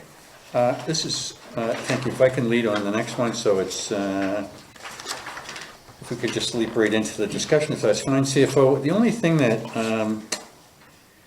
I don't want to get into the minutia checks other than now they see Jamie Cunliffe going. But it's the training meals dash liquor. Yes. Which I thought this was from a time and a land far, far and away from now. No, the reason it's showing up on here now is we run the manual checks we do through Fire through here, which is the proper accounting way. What it is Fire has their own, it's not their own bank account, it's something that we brought on board when I started working here. But when they do the Fire Day, the Firefighters Day fundraising, that money goes into kind of an account for which I have signing authority along with the chief. And they use that money for what they call kind of the extras, like sometimes they'll buy jackets for the fire department and the money comes from there. So it's things that basically money, it's not money that was taxed for, but when they have their training, they have their meals, which are paid for through sort of taxation, and they do it very economically. Someone just brings in food, they cook a meal, but they do also have beer on the training nights when the training is over. And that's what that is. It's not paid for with tax money, it's paid for with their fundraising money. It's been going on forever. They've always done that. It's not a lot. They spent about $2,000 year to date. So considering they have training every Wednesday, it's about $50 worth of alcohol, usually beer, every Wednesday night. I'm puzzled by that. Yeah. $50 per person. No. No, just Okay, for so each evening. they're in batches, right? So you can Yeah. see them in batches. And they're between $600 and $700 each in total. Well, to year to date, I track it year to date. Year to date, they've spent about 20. Sometimes I get 3 or 4 invoices together. Like I don't get, Chief collects them and then he Well, brings them for in. example, page 68 has got 4 or 5 in a row here. Okay, yeah, they've got 4 together and they've got 2 higher up. Yeah. And that lot, the cheapest of the lot adds up to about $500. Yeah.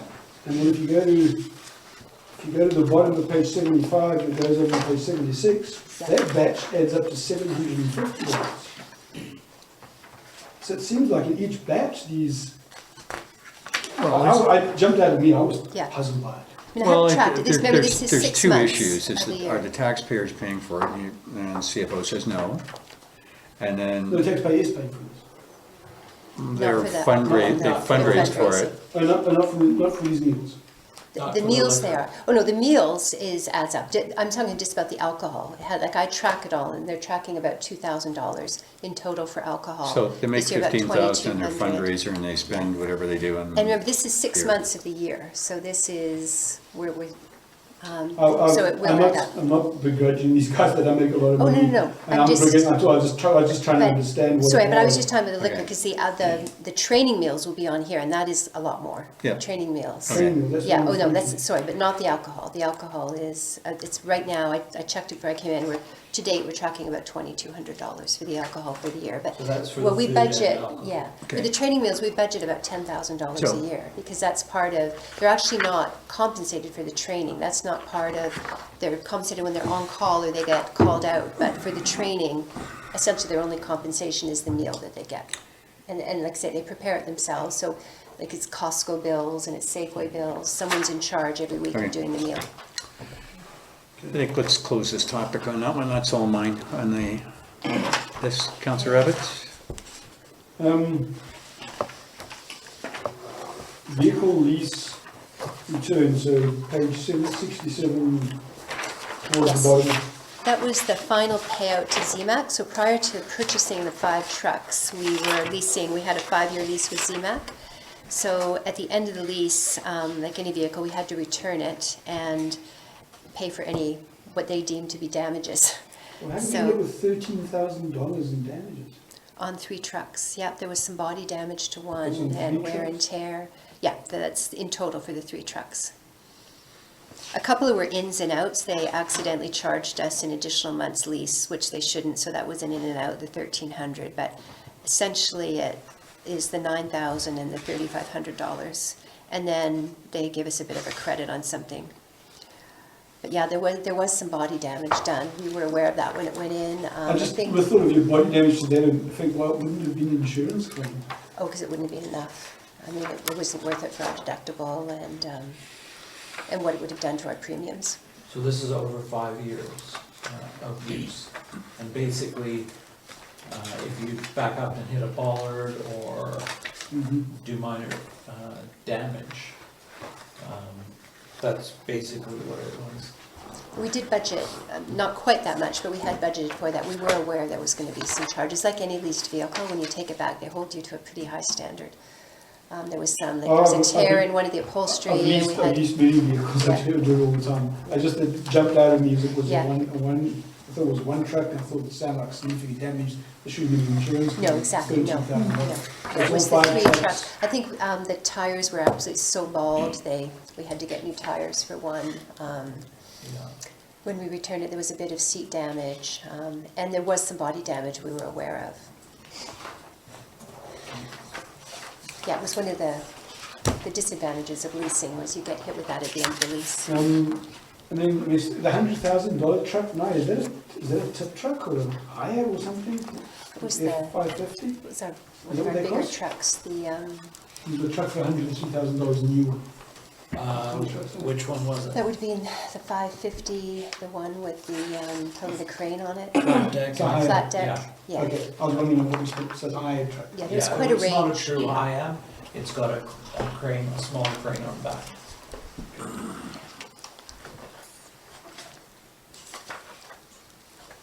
There was quite a price discrepancy between the 5. I think the one basic truck went from 38, 39 up to the over 100,000 for the one. And that also includes a snowplow package on it as well. So the snowplow. That's correct. 3 of the trucks had the snowplow Yeah. package. All right, then one other thing that jumped out at me, and maybe this is another discussion as well, Peter, but towards the end, they paid back $42,000 for that grant. Oh, sorry, $46,000 grant repayment for the infiltration gallery. Is that the final outcome of that? Is it a discussion we can have somewhere else, or But that's actually in rolled over on that one? the capital. Like, we budgeted that. We were aware when we did the budget, that was the decision to remove the infiltration gallery. It had already been removed and not replace it. So it was in the budget to magnesium infiltration gallery. So it was actually, we even though it's not truly capital, we showed it in our capital budget Well, right there. You paid back the grant. Okay, so it's in the Had to, CapEx stuff. because we removed it. It was a requirement Thank you. of the grant. We had to pay back the money we got to put it in.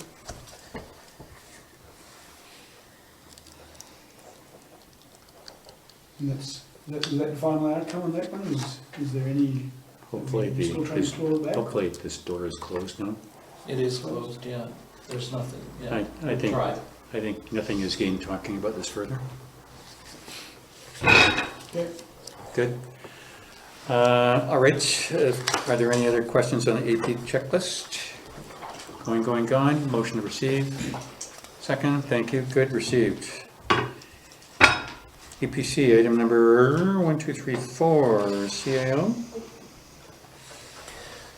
So the intended emergency program committee, the draft bylaw, as it currently sits at second reading, calls for the appointment of mayor and 2 councillors to sit on that committee. So council needs to appoint 2 of its members to sit on the committee. Well, I'm hoping we've got one hand there that's going up instantly, have we? Well, to be fair, I mean, it's most qualified, but I mean, let's ask the question, are you getting staled out with always being pigeonholed into a stereotype? Let's use that word. No, I don't mind. I like to see this thing come. Okay, we'll take that as an overwhelming yes, thank you. And there was silence. Well, Is your hand going up, or are you just chewing on your pen? I'm going to suggest that I have other things for Councillor Cunliffe. Norm. Am I allowed to volunteer? And I'm a believer, when you don't come to council, you get what you get. So, that leaves it in one person's hands to decide. Well, Don't do it Sure. if you don't want to. well, I mean, we can not have a committee. Well, I mean, is this it, it's not like a, are we doing a one, I guess for council members, it's a full term or a 1-year term, or what do we do?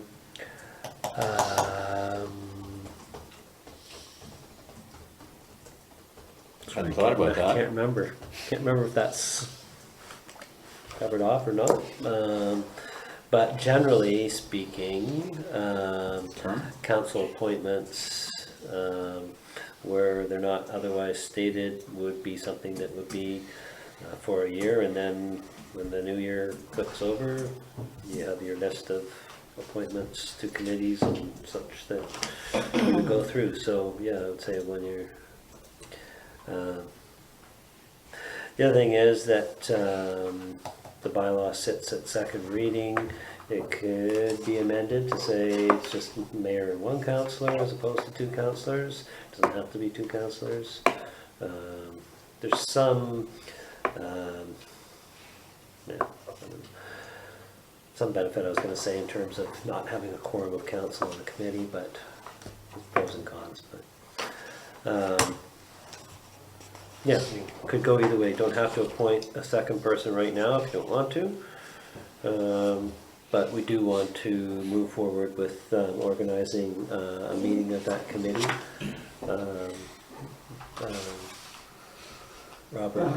Committee was going to meet at least twice a year. I guess there was a suggestion this morning that coming. I'll do it. The full McGilla? Full term, full, done. We accept you, thank you. There we go. Of course. Does council appoint or do I appoint? I think you should pass a resolution because the committee is a creature of a bylaw. It will be, so it should be a council resolution. Okay, so the resolution is that council appoints the mayor and councillors Bain and Abbott to the Emergency Program Committee. We're going to do it for the term of office. There's commitment. Good. Seconder? Discussion, all in favor? Done. Thanks. Passed unanimously.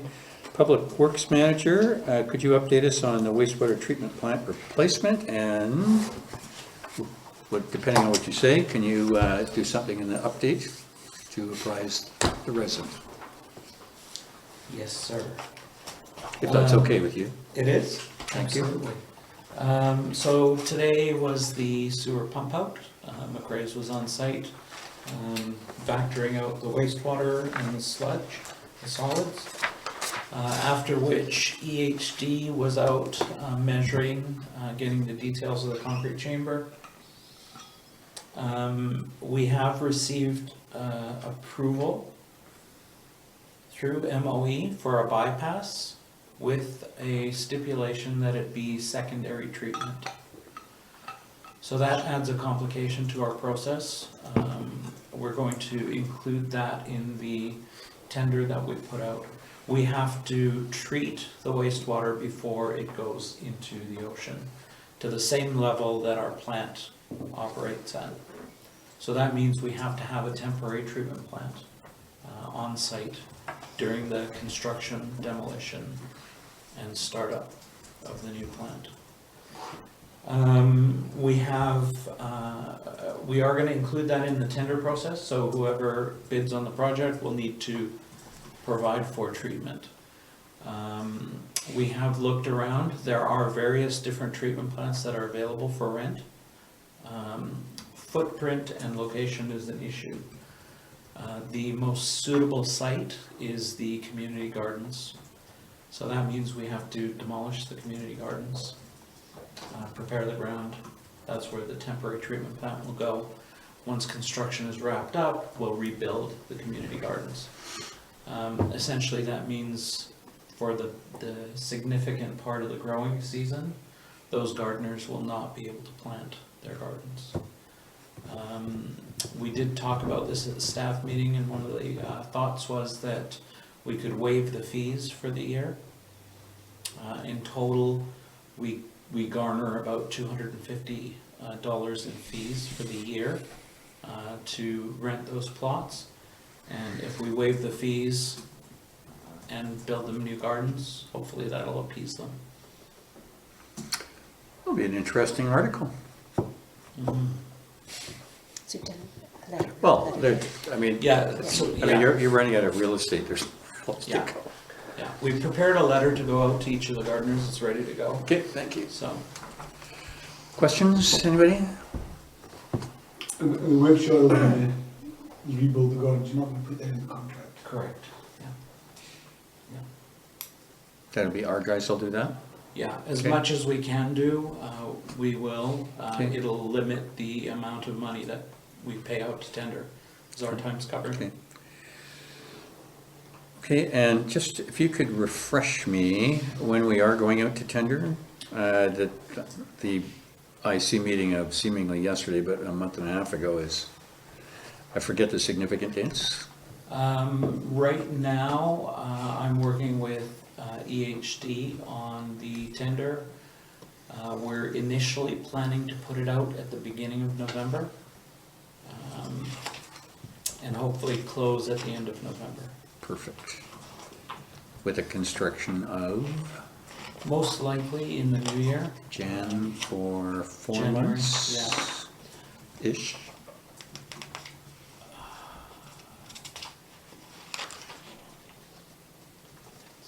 Two and a half, 3 months. Okay, Yeah. 4 all in, good? Yeah. Okay, perfect. Thank you very much for offering to do that in the update, either this one or the next one, however it fits in your plan. Thank you, and next up, the mayor. Let's do the motherhood thing. Firstly, since I have sat in, not this chair, but one close to it, I'd like to thank everybody for sitting in your chairs for a year. It's been a year since you've been acclaimed, and trust me that there has been some councils where some members didn't make it a year. So I'm very pleased that everybody has. Thank you very much for your contribution. That's a good point. There you go. And of course, I couldn't say on behalf of the council members, thank you to our dedicated and professional staff. Everyone, even the newcomers. There we go. There we go. Remembrance Day celebration. I've talked to Trudy on this, and Shauna's she's phoning the police, see if they'll come. Arrangements are in place.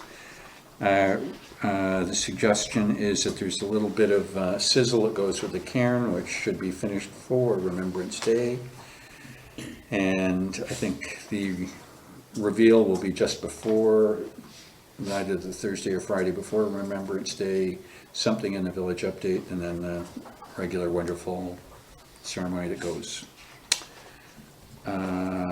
Electoral, any questions? No? Good, thank you. Electoral Area A. With the feedback, background is the feedback of the chief, the CAO's input and recommendation on consultants. That's gone to Metro Vancouver's Electoral Area A Committee, the Metro Director. So it came this morning to the Electoral Area A Directors, of which I am one, and their budget was presented, which passed unanimously. Embedded, very deeply buried within the budget was the provision of a fire services study, and for a very high six-figure number. I expect that when this budget rolls up to all of Metro's budget, which will be in the next couple of weeks, that it will be approved. And from my perspective, if this works out, it's a revenue opportunity for us. It's a fire safety thing for the residents of the small communities down the road from us. And at this point, the study could take 6 or 8 months, don't know. Keep you posted. Questions? Yes? Is the study going to, I hate to presume on this, but one of the big issues is water supply. Are they looking at them upgrading it? CAO? Yeah, so covered off everything from water supply to costs for them, costs for us, and as well insurance, looking at the insurance aspect of things, but perhaps more importantly, it's to include a discussion with the District of West Vancouver in terms of mutual aid and coverage issues that have come up in the past that had an impact on the feasibility of doing this. So that's a key component of this. In addition to the water and that are the two key components, I would say, to this. And so those are definitely included in our input. So Jamie, that means that if we're answering something down there and one of our houses torched, West Van will come to us? Well, yeah, I mean, there are potential various options Yeah. that would be examined by the people who do the study. Okay, so that's, the director, that is the elected person, that's what was one of her platform things in electoral area A that she'd said she would commit to. So that's in process. I expect we're not going to hear about it until the summer at the earliest again. All right, next up, and I hope everybody's got their phones and their calendars, so for the strategic planning dates, which was, this is a two-part discussion. One was the dates, and second, we'll go to Councillor Abbott on the format. So starting with the dates, I've written down 3 sets of dates, the dates being the anticipation that we would require 2 days. So I've got as first choice November 25th and 26th, that's a Monday, Tuesday. Second choice, December 2nd, 3rd, again Monday, Tuesday, with Tuesday being cancellation of the council meeting. And third would be November 18th and 19th, again Monday, Tuesday, council meeting. The idea would be that we could start at, say, 5:30, and but council would arrive perhaps at 5. We could have a quick bite to eat and then get going by 5:30, and then spend 4 hours, finish at 9:30. I don't think we're going to get through everything in 4 hours. That's why the second date. If we don't need to use all of the 4 hours on the second evening, then we wouldn't. But I think we need to set it aside. So that would be my suggestions. So it's 18, 19, second, third, or 16, 17? 25, 26. No, 25, 26. Oh, sorry. It's first choice. 25, 26, okay. 25, 26, Or second, third. second, third, or 16, 17? No, 18, 18, 19. 19. 8, oh, okay, 10. So second thing is also November then? Second, third is December. December, that's all. Yeah. Okay. And they're all Monday, Tuesdays. Yeah. And we send And that's 5, just, 30 you to know, 9. That's just putting it out there. If you want to look at doing something other than Monday, Tuesday, we can look at that too. Okay. Just want to put something. We had more time last time from memory. I thought we had longer sessions than that. We really only had about 8 hours. We just started earlier in the day, didn't we? 3:30 or something? Yeah, we started in the afternoon. Yeah, definitely. Mhm. It was earlier. I didn't pull out the schedule, but yeah, maybe. I mean, we could start a little bit earlier. But yeah, it depends on. I suggested 5 or 5:30 because it's a weekday and some councillors might not be able to make it until then. So that was, but if we can start a little bit earlier on whatever days, Okay. then that could work too. I'm, all 3 dates are fine with me. If canceling a council meeting works for staff, it works for me. Other than that, I think it's, the 3 of you guys can pick your dates and see if it works for staff. I think we'll have to also canvass Councillor Barmeyer, I guess. But hopefully, whatever works for everyone else will also work. Well, for him. hopefully he'll be swayed by a majority. Does it make sense to cancel a council meeting? Do we just end up backed up? It's, well, I think that in terms of providing staff with extra time to devote to the strategic planning session instead of preparing for a council meeting might be, in the long run, more efficient use of everyone's time. If we were to do it on a council meeting date. But my Makes first sense. choice was the week after, in between council meetings, but, I'd rather have a great strategy session and have the council session take a powder and you can really pick up stuff. I think that actually there's something else that may require us to have a council meeting on December 3rd, actually. Yes. We're not quite ready for that conversation, but yeah, so I think we need to take the idea of canceling December 3rd off the table.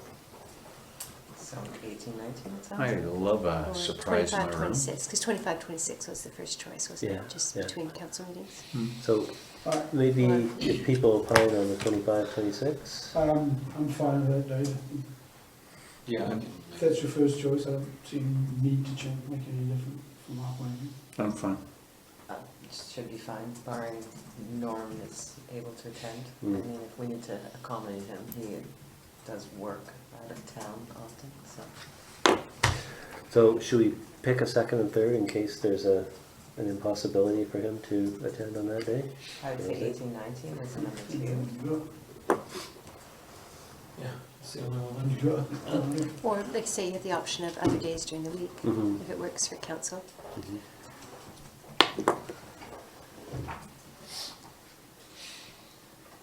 Well, why don't we go with those 2 and see if we Okay. pick a winner. Okay. So Peter, you'll do the Yeah. invite them Mhm. and alert Norm. Yeah. Thank you. All right, and the House and Community. Oh, hang on a sec. You Oh, got yeah, sorry, you got the part format. two of this Thank that you. you're going to call on Councillor Abbott Thank to you. talk about. Councillor Abbott, And this is format. an on table. Thank you.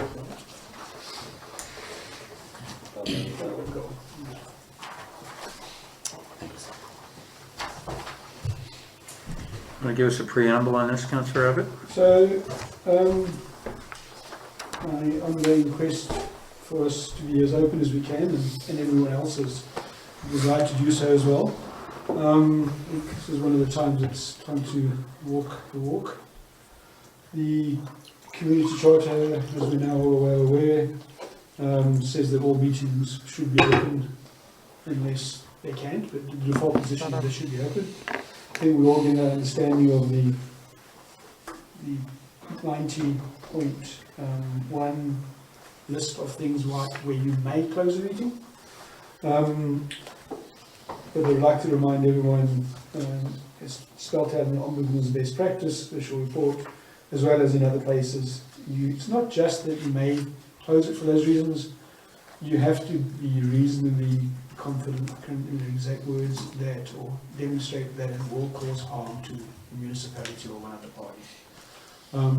I had a look at what we discussed last time in the strategy meeting. I see very little there that I would we didn't think we wanted to, we could discuss in the open.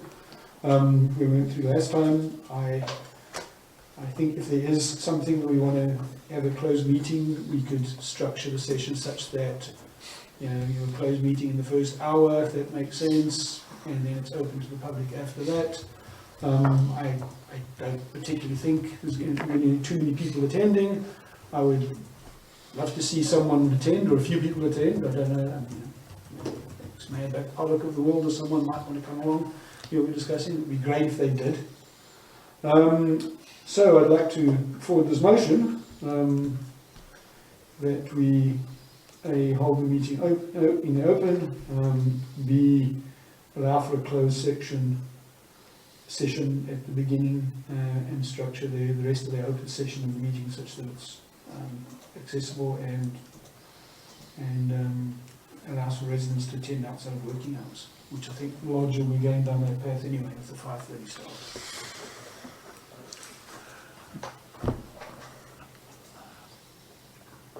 CAO, any comments? Yeah, I was pretty much anticipating that this is the way we would go this year. And I think that if we set it up perhaps such that we set aside the first hour of the second day for closed, then because we'll have been through the first session, might get an idea as to the topics that we might want to discuss in closed. Do it that way. Okay. Then, how about, But we don't have to share our pizza. But that Well, was the that's part why they're- about they're- the I public mean, comes at okay. 5:30 and we come at 5. The notice would say 5:30 Okay. so the hour will be the catch-all thing for whatever we or, do, or whatever time. or we police ourselves on sensitive topics. So okay, I think we can just ask that that happens then, so just,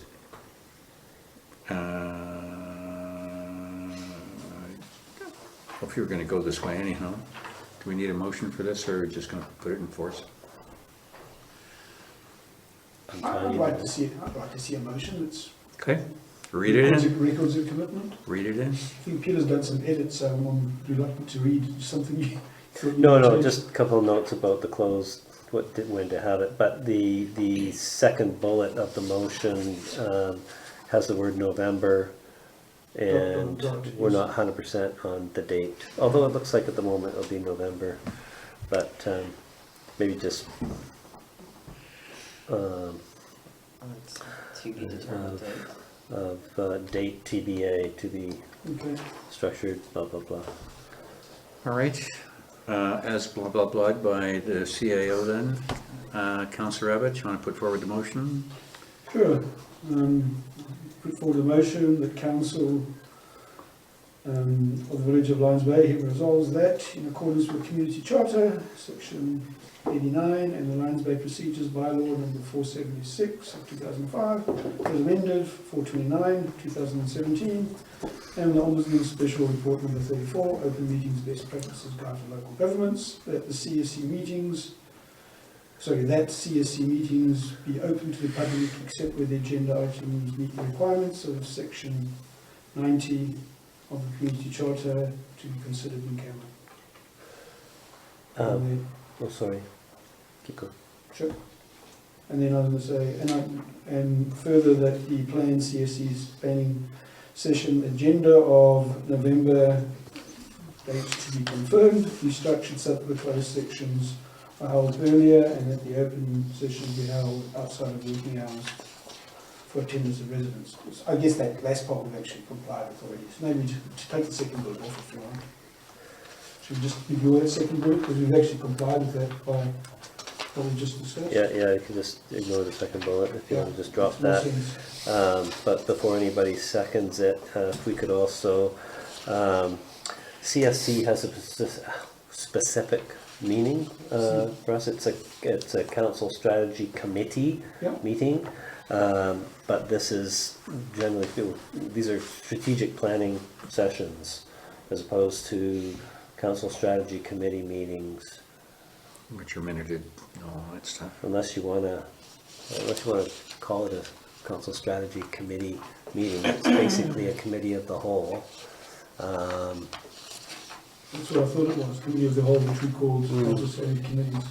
I thought it was a council strategy committee, that's why I kind of hated it. Yeah, I yeah. hated it. Sorry, that's fine. That would dusted committee of the whole That's for the where new it term. reads in the bylaw what it fits into. Yep, You fine, Peter? yep. Okay, I'll second.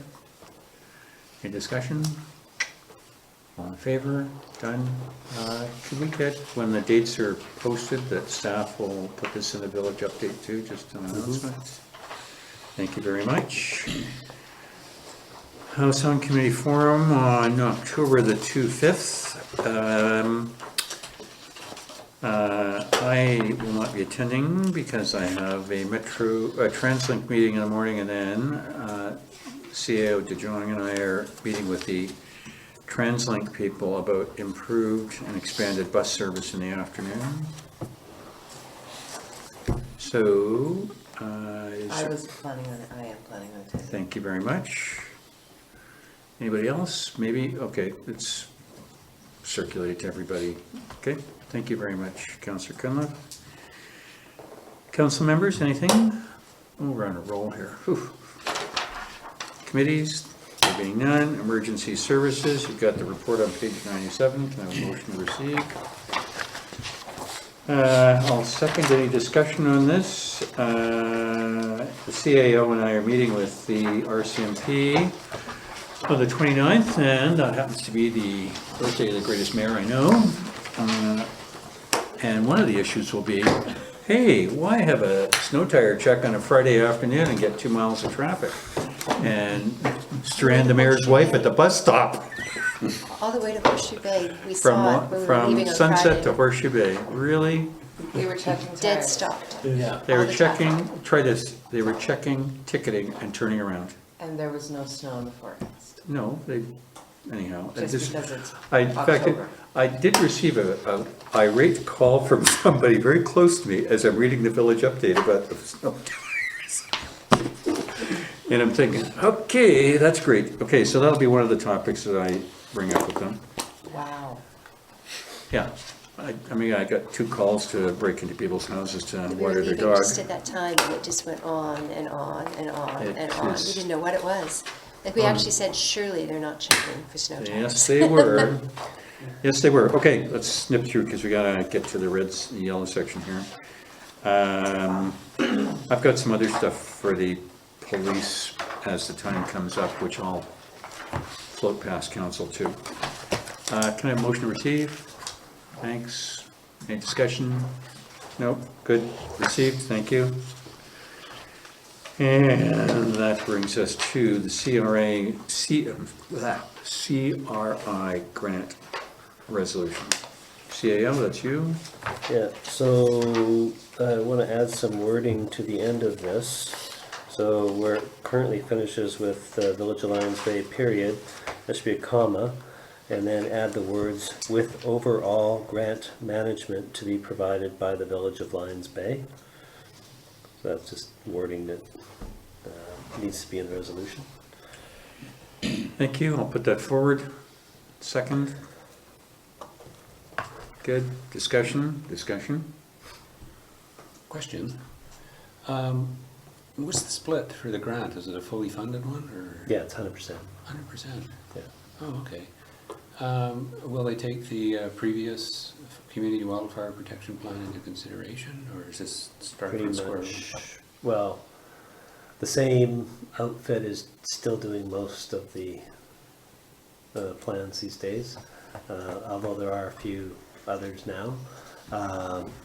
And I'm sure whoever does it will reference that, but that one in 2007 did not even include Brunswick Beach neighborhood somehow.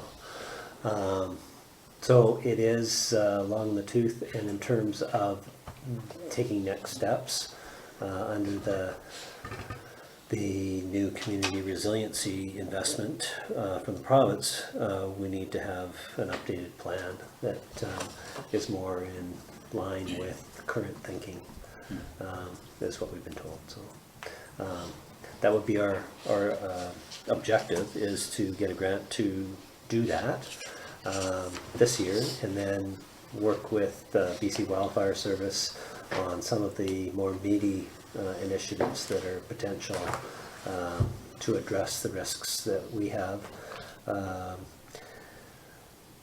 Although, you know, in terms of priority locations in the province, we're down the list because we're not ranked as high as some of the other risks elsewhere in the province. So we shall see what how this unfolds, but we definitely need to do this before we can then use it to build on other initiatives, all the Fire Smart initiatives that they're really pushing now, 7 principles of Fire Smart in particular. So this is step one. So do we get an RFP for someone to write this plan? Who actually writes the plan? Oh, that's a consultant that specializes in wildfire protection plans. So yeah, we would tender it if we got approved for the grant. So we're applying for an amount that is suitable with what we understand to be projected costs of this kind of study. So when I was trying to look at what this was, I went to the website, and it's like the grants are from 25 to 150.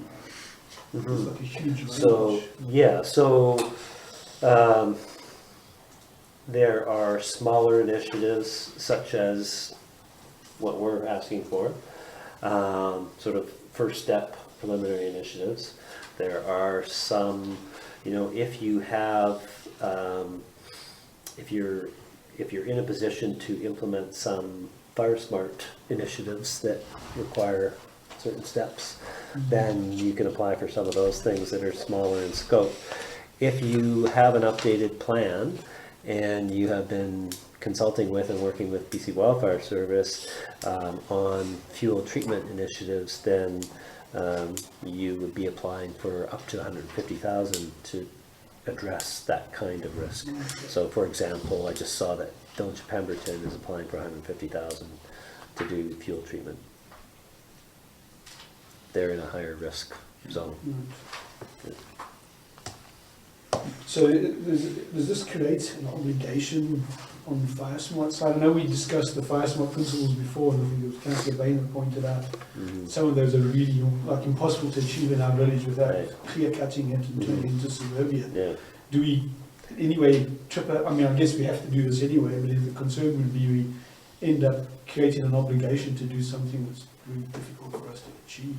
Yeah, I don't think so. I think that we would look to create, as we say here, increased wildfire interface resiliency planning for the Village of Lions Bay. So in terms of planning what that looks like, we would, I think, pick and choose amongst those things that make sense for us, as opposed to, yeah, some of those things weren't going to work for us.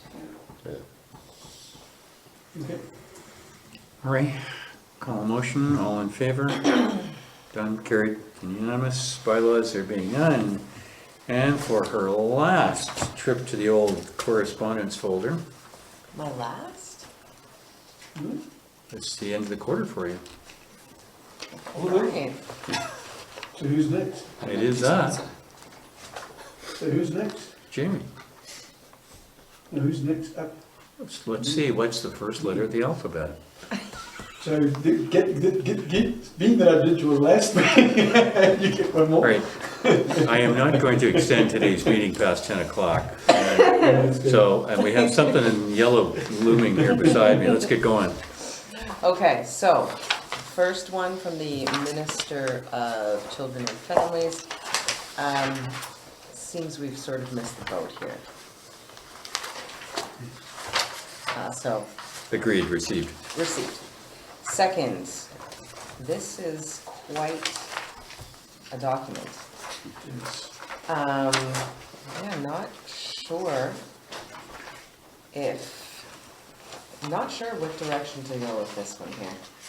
Well, the thing is, we have attached the intentions for your convenience and suggest that the Village of Lions Bay may also wish to provide feedback on the proposed reviewable projects regulation. You're not qualified. I am not qualified. There is, I see the opportunity to take part in a survey. Do we put a link to this? Is this document able to be found online to put in the village update? To let villagers take a look and chew on it themselves? So they have a link here, Reviewable Projects Regulation Engagement Survey.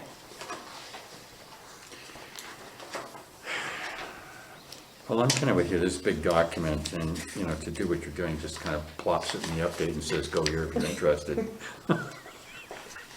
Which I don't think is how we want to pitch our stuff. Yeah. For me, I felt the thing was so encompassing, I was just gonna receive it.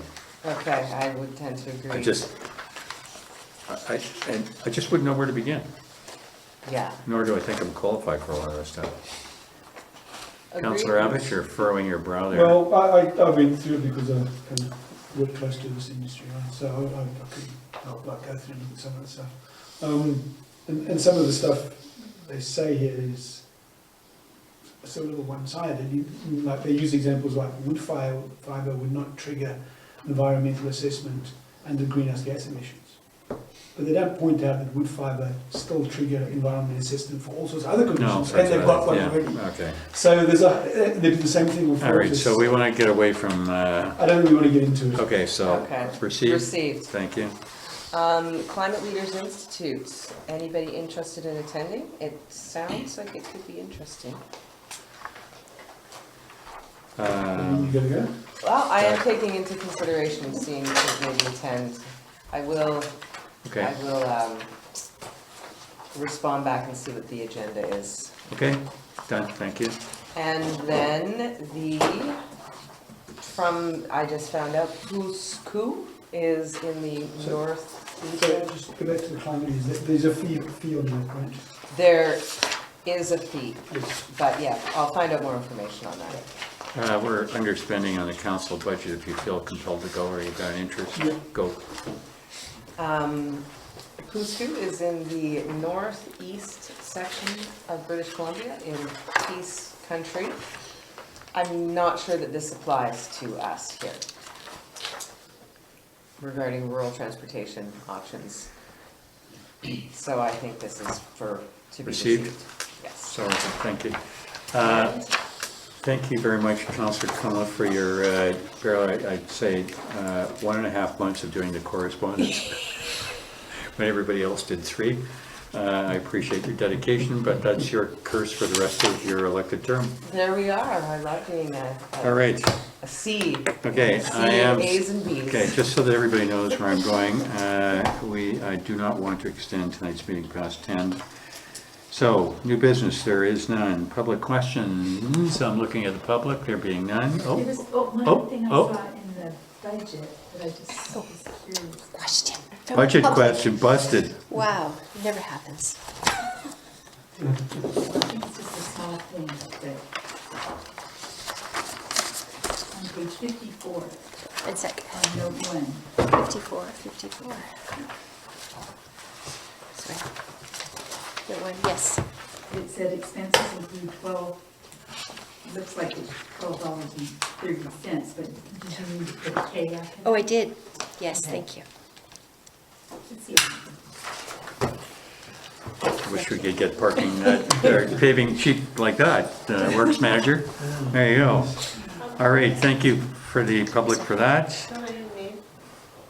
That would be Oh, sorry. Yes. Councillor Bain's wife, That would be Deirdre. Dave. All right, DEIDRE. DEIRDRE. Oh, yeah, she would know. all right. All right, Nicole, here we get where it starts getting interesting. Okay, so I thought it was interesting. we're up for the closed council meeting, so if you shouldn't be here, don't be here. The proposed topics of discussion in the absence of the public are personnel and B, development matter. That in the view of council negotiations and related discussions respecting the proposed provision of a municipal service that are in their preliminary stages. and could reasonably be expected to harm the interests of the municipality if they were held in public. And as I flip over, that the meeting be closed to the public on the basis of matters to be considered under the following sections of Community Charter 91. A part of a council meeting may be closed to the public if the subject matter being considered relates to or is one or more of the following. A, personal information about an identifiable individual who holds or is being considered for a position as an officer, employee, or agent of the municipality, or another position appointed by the municipality. C, labor relations or other employee relations. K, negotiations and related discussion respecting the proposed provision of a municipal service that are at their preliminary stages, not in the view of the council could reasonably be expected to harm the interests of the municipality if they were held in public. N, the consideration of whether a council meeting should be closed under a provision of this subsection or subsection 2. Is there any other reason? We're all good. I would think here. Council is not.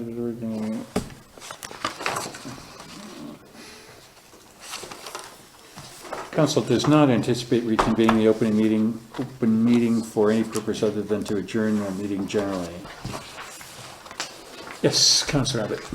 Can we, is it appropriate to say after generally and report out, so that we remind ourselves that we should report out? As an item number 15 or something like that? Yeah, well, no, it says, no purpose other than to adjourn the meeting generally.